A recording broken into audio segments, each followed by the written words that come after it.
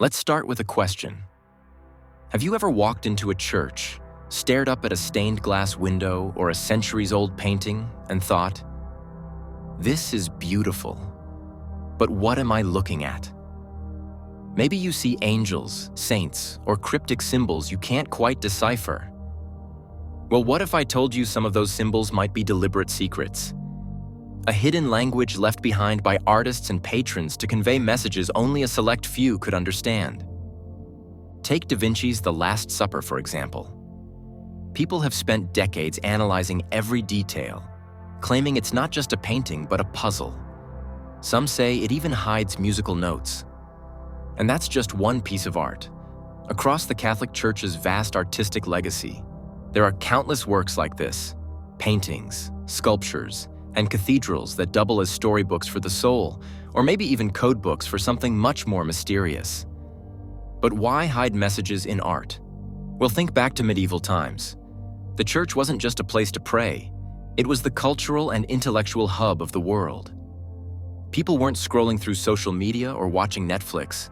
They were gathering under towering cathedrals, staring up at murals, and letting these images tell them stories about heaven, hell, and everything in between. And for the church, art wasn't just decoration, it was a megaphone. Here's where it gets even more fascinating. These stories weren't always straightforward. Sometimes they were layered with hidden messages. Imagine a rebellious artist sneaking in a subtle critique of the powerful patrons funding their work. Or an architect embedding an obscure symbol into a cathedral's design, knowing only a select few would notice. It's like a secret handshake hidden in plain sight, waiting for the right eyes to decode it. And it wasn't just for rebellion or fun. Symbols were often used to teach. Think about it. Back then, most people couldn't read or write. If you wanted to explain something complex, like the 7 deadly sins or the concept of salvation, you didn't hand out a pamphlet. You painted it. Or you carved it into stone. Or you wove it into the stained glass that lit up the church every Sunday morning. But here's the kicker. Not all symbols are what they seem. A lamb isn't just a lamb. It's a symbol for Christ. A snake might mean evil or healing, depending on its context. And colors? Oh, they're a language all their own.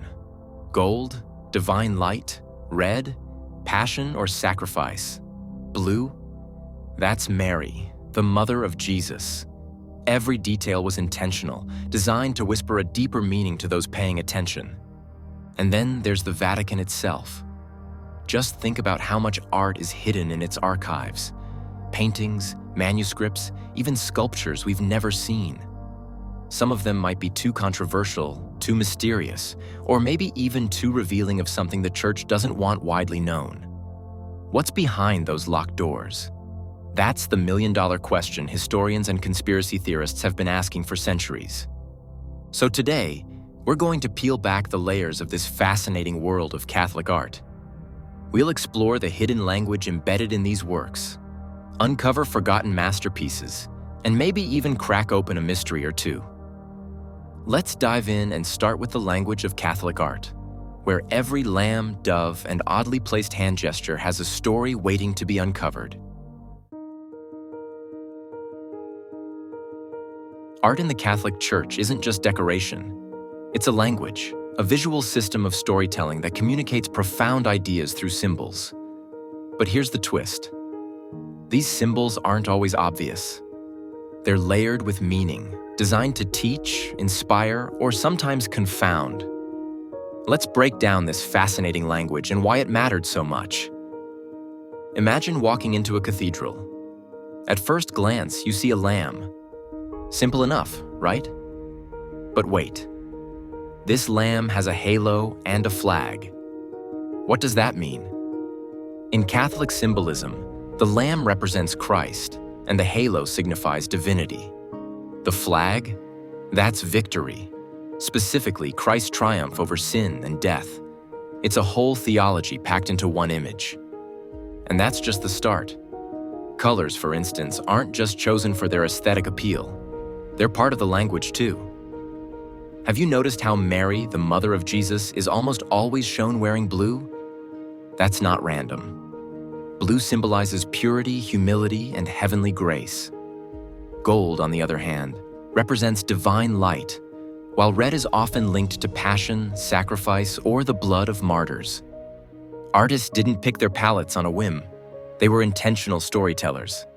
But the language of Catholic art doesn't stop with color. Architecture itself is part of the narrative. Look at Gothic cathedrals, with their towering spires that seem to stretch endlessly toward the heavens. Even the design of these structures is symbolic, drawing your eyes and your spirit upward. The intricate rose windows often depict biblical stories or scenes from the lives of saints, meant to inspire awe while teaching faith through beauty. Let's not forget the labyrinths you sometimes find in cathedral floors. They aren't just decorative. They're metaphors for spiritual journeys, a symbolic pilgrimage for those unable to make the actual trek to holy sites. Walking the labyrinth was meant to be a meditative experience, reflecting on one's faith, struggles, and ultimate path to salvation. And then there's the fascinating world of animals in Catholic art. Doves represent the Holy Spirit, their gentle forms often seen in depictions of Christ's baptism. Lions symbolize both Christ's strength and the Gospel of Mark.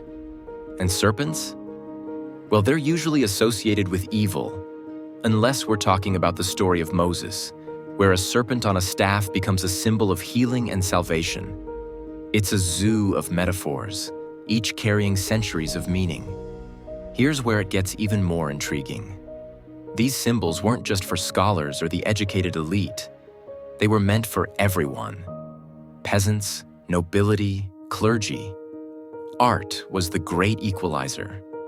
You didn't need to know how to read Latin or understand complex theology to get these images. People grew up immersed in this symbolic language, just as we instinctively understand emojis today. Take the pelican, for example. There's an image you might see in medieval art of a pelican piercing its own breast to feed its young with its blood. To us, it might seem strange or even grotesque. But to a medieval Christian, it was a clear representation of Christ's sacrifice for humanity, giving his body and blood to save his followers. Even the placement of hands in paintings carries meaning. A hand raised in blessing, 2 fingers pointing upward, or a hand clutching a particular object. All these gestures are loaded with significance. They tell you who's depicted, what they stand for, or even what story is being told. But not all symbols are so solemn. Some artists, especially in the Renaissance, got a little cheeky with their work. Ever heard of a misericord? These are small, often hidden carvings on the undersides of choir seats in medieval churches. They were often humorous or even irreverent. Think of a monk being chased by a wild pig. It was a way for artists to sneak in some personality and humor into otherwise serious spaces. This symbolic language didn't just exist in isolation. It evolved with time, influenced by cultural changes, theological debates, and even political shifts. For example, during the Counter-Reformation, art became more dramatic and emotional, as the Church used it to counter Protestant criticisms and reassert its spiritual authority. Symbols became bolder, the stories more direct, like giant billboards for faith. The beauty of this symbolic language is that it bridges gaps between the educated and the illiterate, the young and the old. It invites everyone into the story, offering layers of meaning to uncover. And even today, these symbols speak to us. You don't have to be religious to appreciate the artistry or the depth of thought behind them. Art, in this context, becomes more than just visual beauty. It's a living dialogue, connecting us not only to faith, but to history, culture, and the very human desire to express what words sometimes cannot. When you think of Catholic art, one name inevitably rises to the top: Leonardo da Vinci. The man was a genius, a painter, scientist, engineer, and arguably one of history's greatest thinkers. But his relationship with the Church and his art is where things get really interesting. It's like Da Vinci couldn't help but sprinkle mysteries and hidden details into his work, leaving us scratching our heads centuries later. Let's start with The Last Supper, one of his most famous works. At first glance, it's straightforward. Jesus and his apostles gathered at the table for their final meal together. But look closer, and suddenly, you're caught in a rabbit hole of questions. For example, why is there no halo around Jesus' head? A detail nearly universal in depictions of Christ. Some argue it's Da Vinci's way of saying Christ was as human as he was divine. And then there's the arrangement of the apostles.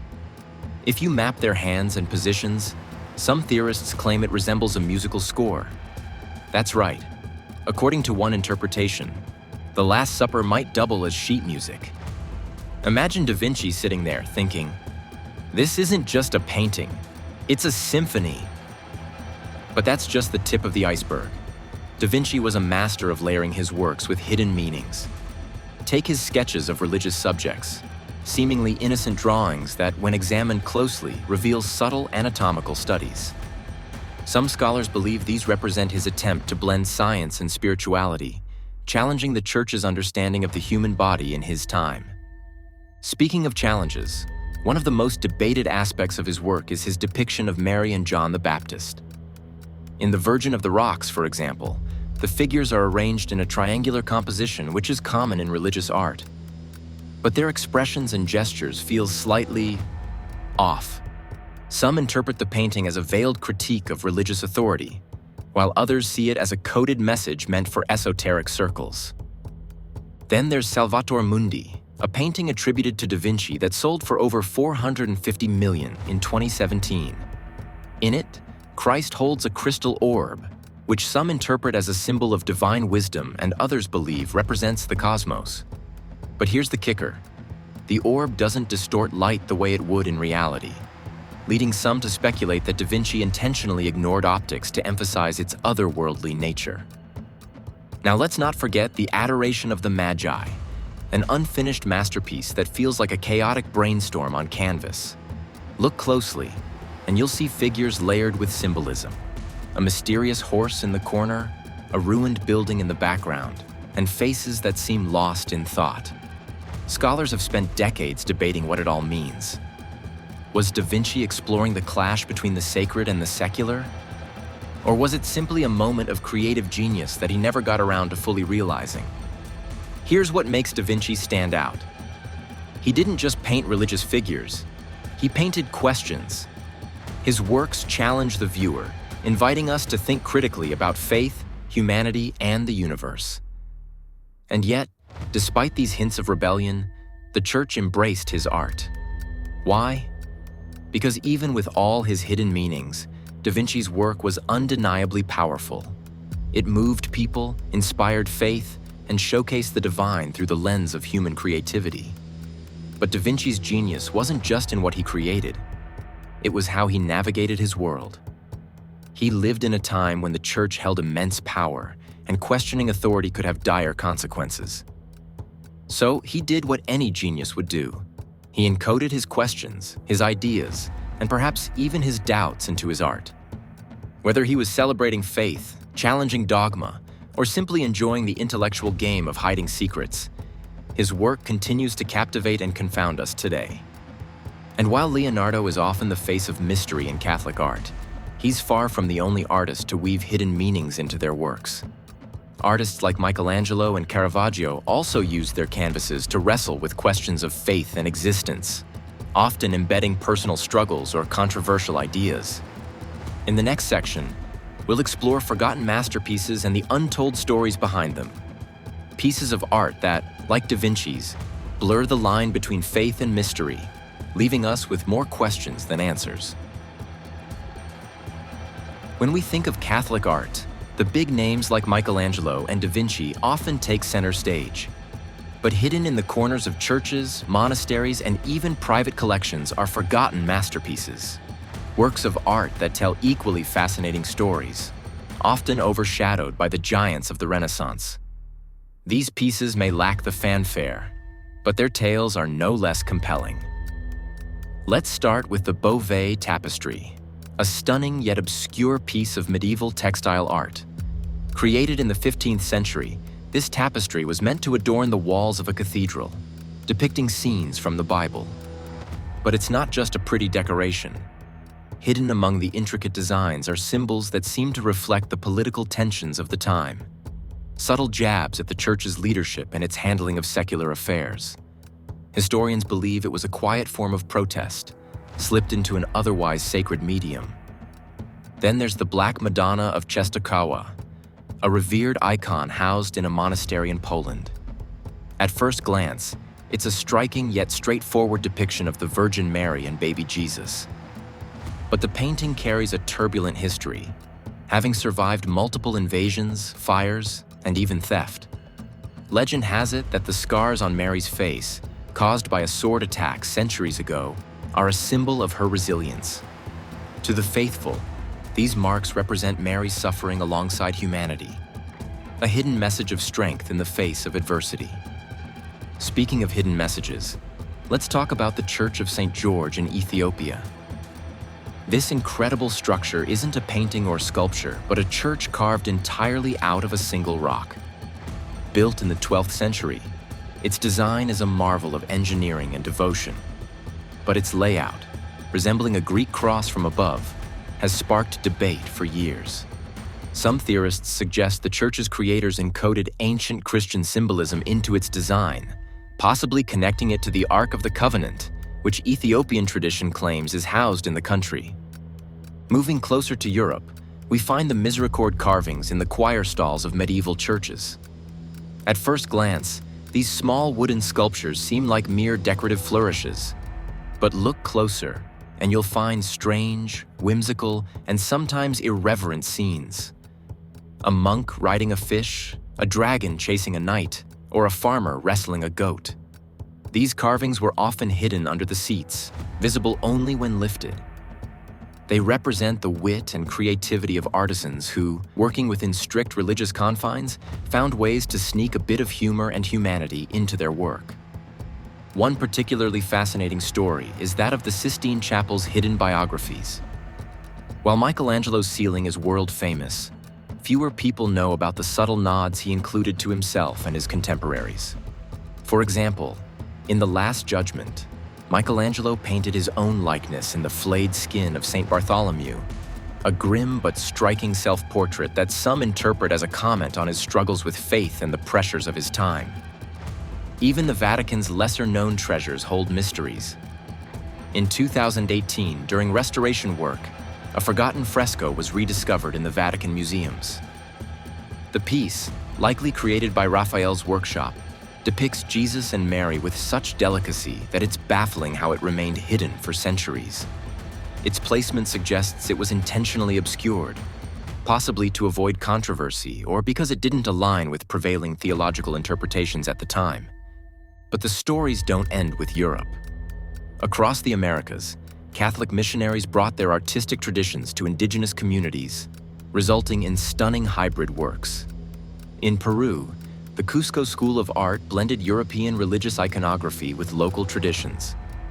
One standout example is the painting of the Virgin Mary dressed in the style of an Inca princess, surrounded by Andean flora and fauna. It's a fascinating fusion of two worlds, illustrating how art became a bridge between cultures. What ties all these forgotten masterpieces together is their ability to preserve untold stories of resistance, adaptation, and survival. They remind us that Catholic art is not just about glorifying the divine, but also about reflecting the complexities of human experience. These works, tucked away in quiet chapels or hidden in plain sight, whisper secrets of the past to those willing to listen. In the next section, we'll delve into the controversies surrounding some of the Church's most famous and lesser-known art, exploring how these works have sparked debates about faith, politics, and identity throughout history.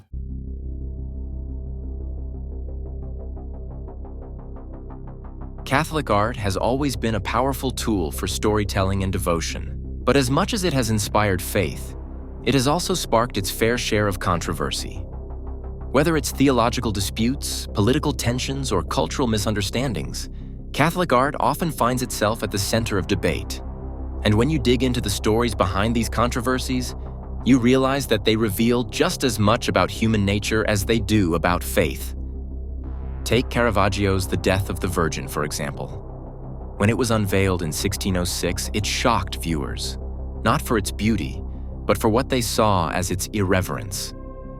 Caravaggio had depicted Mary, the mother of Jesus, in death, not as a glowing saint, but as a lifeless body, with bare feet and a bloated abdomen. Critics accused him of using a drowned prostitute as his model. To some, this was blasphemy. To others, it was a raw and humanizing portrayal of Mary's suffering. The church ultimately rejected the painting, but it found its place in history as a masterpiece of realism. Another firestorm erupted over Michelangelo's The Last Judgment, the iconic fresco in the Sistine Chapel. When it was unveiled, some church leaders praised its dramatic depiction of Judgment Day, while others were scandalized by its nudity. One critic, Cardinal Carafa, even launched the Fig Leaf campaign, demanding that Michelangelo's nude figures be covered up. Decades later, an artist was commissioned to paint draperies over the offending areas, a controversial move that some consider a violation of Michelangelo's original vision. Then there's the story of The Ecstasy of St. Teresa by Gian Lorenzo Bernini, a stunning sculpture housed in Rome's Santa Maria della Vittoria. It depicts St. Teresa in a moment of divine rapture, pierced by an angel's arrow. But its sensuality raised eyebrows, with critics accusing Bernini of blurring the line between spiritual ecstasy and physical pleasure. The debate continues today, with some viewing the work as a masterpiece of Baroque art and others questioning its appropriateness for a religious setting. Controversy hasn't been limited to the Renaissance. Even in modern times, Catholic art has sparked fierce debates. Consider Piss Christ by Andres Serrano, a photograph of a crucifix submerged in a glass of the artist's urine. First exhibited in 1987, it ignited a firestorm of outrage, with critics calling it blasphemous and offensive. Serrano defended the work as a commentary on the commercialization of sacred symbols, but the debate raised broader questions about freedom of expression and the role of art in challenging faith. Another modern example is the Pietà Rwanda, a sculpture created in memory of the victims of the 1994 Rwandan genocide. The work depicts Mary cradling the lifeless body of a child, a powerful parallel to Michelangelo's famous Pietà. But this version is stark and unpolished, reflecting the rawness of the tragedy. While some praised it for capturing the pain of loss and the hope of redemption, others felt it was too graphic for a sacred space. Even the preservation of Catholic art can spark controversy. When the Sistine Chapel's ceiling underwent restoration in the 1980s and 90s, the vibrant colors revealed by the cleaning process stunned the world. But critics argued that the restoration had gone too far, stripping away the subtle shading Michelangelo intended. The debate over what constitutes authentic restoration is ongoing, with experts split between preserving the past and adapting it for the future. One of the most persistent debates in Catholic art, however, revolves around depictions of Jesus. The question of how to represent Christ, his ethnicity, features, and demeanor, has sparked heated discussions for centuries. Many traditional images of Jesus portray him as a fair-skinned, blue-eyed figure, but historical evidence suggests he likely had Middle Eastern features. In recent years, artists have challenged these stereotypes, creating depictions of Christ that reflect a broader range of cultures. While some see this as a necessary step toward inclusivity, others view it as a departure from tradition. What's fascinating about these controversies is how they highlight the tension between tradition and change, between reverence and rebellion. Art, by its very nature, pushes boundaries. It asks questions, provokes thought, and sometimes forces us to confront uncomfortable truths. For the Catholic Church, which holds tradition as sacred, this tension can be both a challenge and an opportunity. In the next section, we'll explore how Catholic art has embraced inclusivity and diversity in recent years, evolving to reflect the changing face of faith while staying rooted in its timeless messages. In recent years, Catholic art has evolved to reflect the diversity and inclusivity of its global audience. No longer confined to European traditions, the Church's artistic expression has embraced a rich tapestry of cultures, voices, and perspectives. This shift isn't just about aesthetics. It's a profound statement about the universality of faith and the Church's effort to resonate with believers around the world. One of the most striking examples of this evolution is the Nuestra Señora de Guadalupe, or Our Lady of Guadalupe. Depicted as a mestiza woman with indigenous features, this image of the Virgin Mary is deeply rooted in Mexican culture and has become a powerful symbol of unity and identity for millions of people. Unlike traditional European portrayals of Mary, Our Lady of Guadalupe reflects the blending of Catholicism with indigenous traditions, embodying a message of acceptance and inclusivity. Across Africa, Catholic art has also undergone a transformation. In Uganda, for example, the Martyrs' Shrine features a series of bronze sculptures depicting the Ugandan martyrs who died for their faith in the late 19th century. These works of art are distinctly African in style, celebrating the courage and resilience of local believers while staying true to Catholic traditions. The figures, carved with bold lines and dynamic poses, carry a sense of strength and defiance, a testament to the enduring power of faith in the face of persecution. In Asia, artists have similarly adapted Catholic imagery to reflect local cultures. The Sheshan Madonna, a famous statue of Mary in China, is depicted wearing traditional Chinese garments, standing on a dragon, a powerful symbol in Chinese culture that represents strength and protection. This adaptation not only honors local traditions, but also creates a deeper connection between the Church and the people it serves. But inclusivity in Catholic art isn't just about cultural representation. It's also about addressing issues of gender, race, and social justice. In the United States, artists like Janet McKenzie have reimagined traditional Catholic imagery to reflect diversity. McKenzie's Jesus of the People, which depicts Christ as a person of color, won national acclaim for challenging stereotypes and offering a more inclusive vision of Jesus.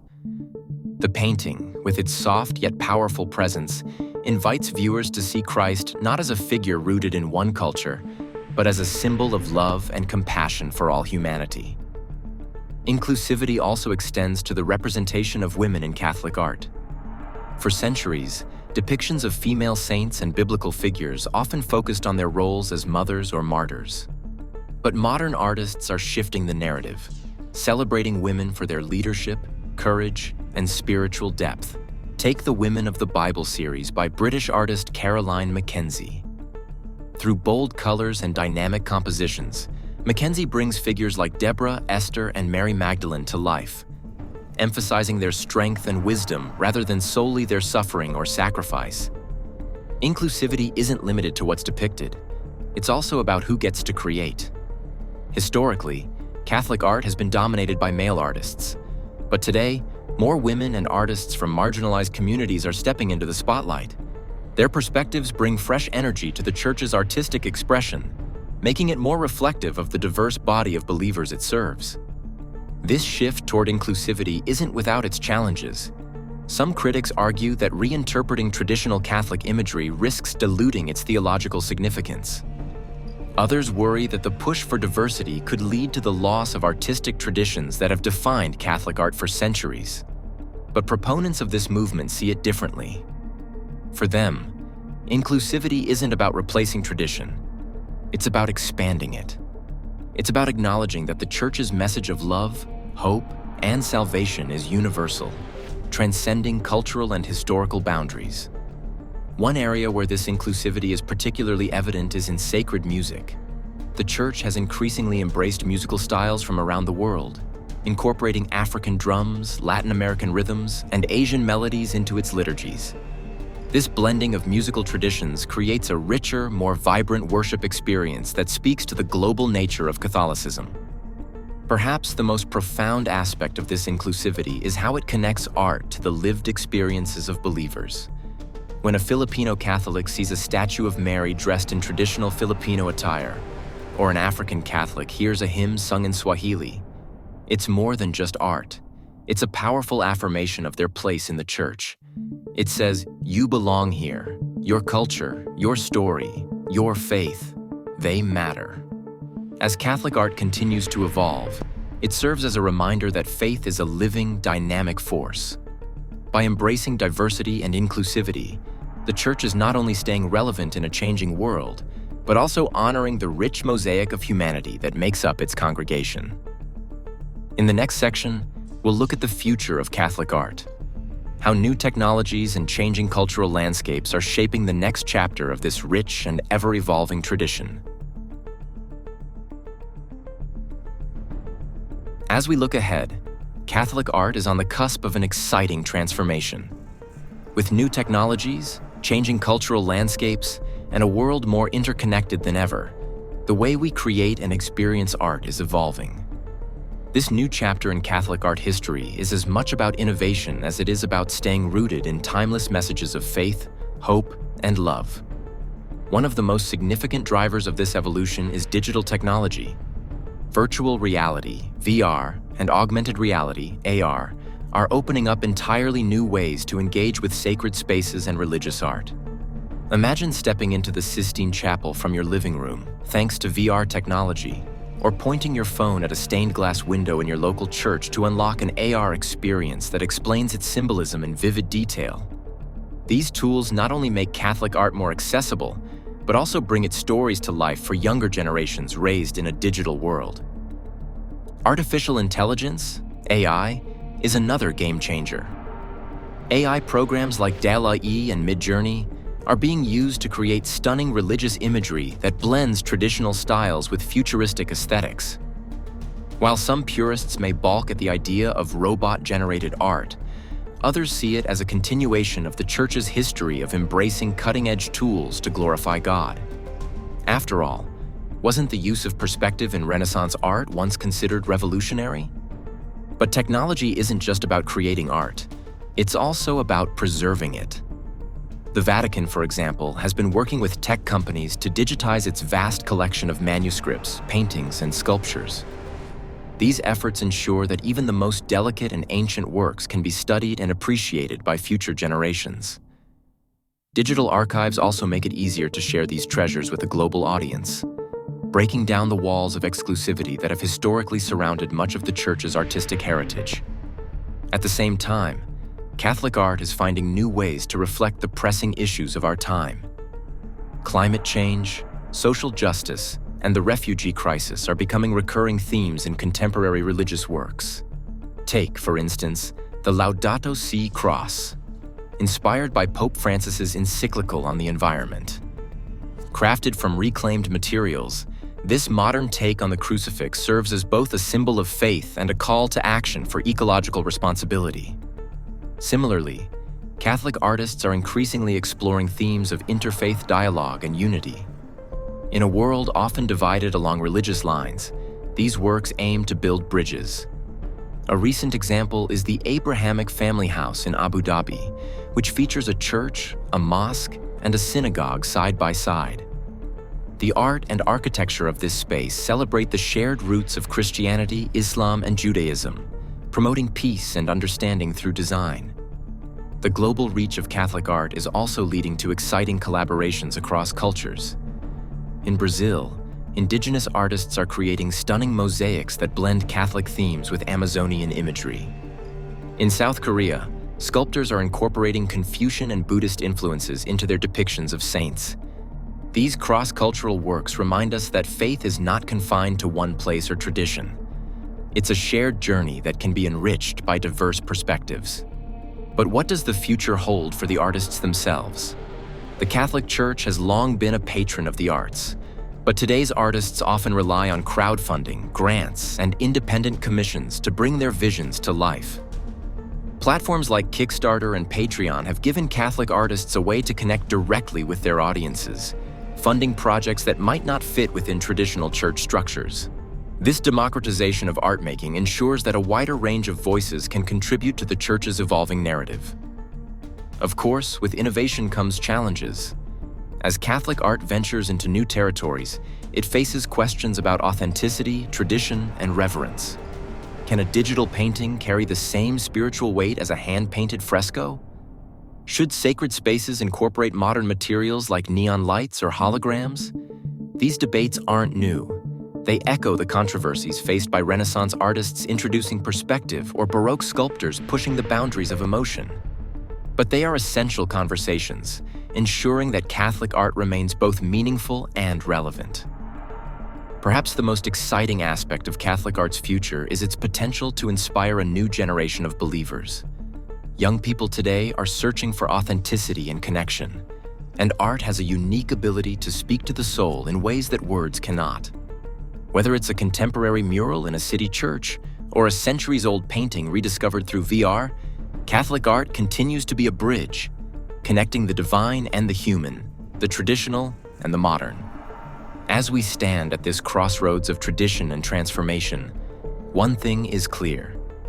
Catholic art is far from a relic of the past. It is alive, dynamic, and ready to meet the challenges and opportunities of the 21st century. In embracing innovation while staying rooted in its core values, it offers a powerful reminder of faith's enduring ability to inspire, unite, and uplift.